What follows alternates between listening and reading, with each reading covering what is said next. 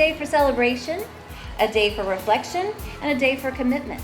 We are celebrating our efforts as a school to be kind to each other and have everyone feel safe and included and accepted. We need to practice kindness to one another and include others, whether you're playing a game, whether you're speaking to someone that you see or you recognize at the food court. It is so important to accept one another. What we have to do is be kind. First, we need to know, we need to understand that no one's ever at fault if they are being bullied. We have to find that trusted individual. Most of us, we weren't born here, we came from somewhere else. Some of us, at some point, we're gonna have to leave here. So we all came here together, and it's important that we accept each other for who we are.